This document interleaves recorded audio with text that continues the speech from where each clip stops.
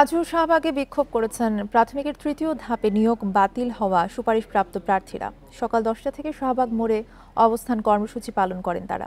এদিকে জাদুঘরের সামনে আন্দোলন করেন এনটিআরসি এর নিবন্ধিত প্রথম থেকে 12তম নিয়োগ বঞ্চিতরা। পরে বিকেলে শিক্ষা মন্ত্রণালয়ের আশ্বাসে তারা আন্দোলন স্থগিত করলেও চালিয়ে যাওয়ার ঘোষণা দেন প্রাথমিকের নিয়োগ প্রত্যাশীরা। টানা ৬ষ্ঠ দিনের মতো রাজধানীর শাহবাগ মোড়ে অবস্থান নেয় সরকারি প্রাথমিক বিদ্যালয়ের সহকারী শিক্ষক পদে তৃতীয় ধাপে নিয়োগ বাতিল হওয়া প্রার্থীরা।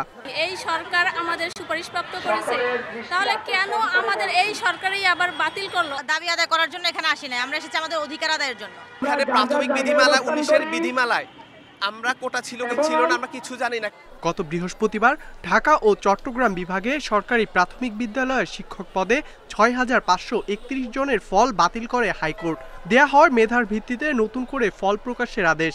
আন্দোলনকারীদের অভিযোগ, তাদের নিয়োগ বাতিল করে যে রায় দেয়া হয়েছে সেটি বৈষম্যমূলক। এই রায়ের বিরুদ্ধে রাষ্ট্রপক্ষ আপিল করলেও চূড়ান্ত সমাধানের আগ পর্যন্ত মাঠ ছাড়বেন না তারা। কিছু দুষ্কৃতিকারী যারা পরীক্ষায় উত্তীর্ণ হতে পারে নাই, তারা আমাদের বিরুদ্ধে হাইকোর্টে একটা রিট করে। ৩ মাস বেকার, আমি এখন কিভাবে চলবো? আমার সামনের পথগুলো আমি কিভাবে যাবো? আমি আগের চাকরিটা এখন ছেড়ে দিয়েছি। ৬,৫৩০ জনের যোগদান নিশ্চিত করে বাড়ি ফিরবে, আমাদের এই একটাই দাবি। এদিকে একই সময়ে জাতীয় জাদুঘরের সামনে অবস্থান নেন এনটিআরসি এ নিবন্ধিত প্রথম থেকে 12তম নিয়োগ বঞ্চিতরা। তাদের অভিযোগ, আমলাতান্ত্রিক জটিলতা ও আওয়ামী লীগ সরকারের দুর্নীতির কারণে তাদের নিয়োগ হয়নি। 17 বার সনদ দিলেও নিয়োগ হয় মাত্র 5 বার। আমরা যারা বৈধ সনদ ছিলাম, যারা অরিজিনাল সার্টিফিকেট ছিল, তাদের রুল রেজিস্ট্রেশন নাম্বার ব্যবহার করে অবৈধ সনদ দেওয়া হয়েছে। আমাদের এন্ট্রি লেভেল বয়স বিবেচনা করে স্ব নীতিমালা অনুযায়ী আমাদের নিয়োগ নিশ্চিত করতে হবে।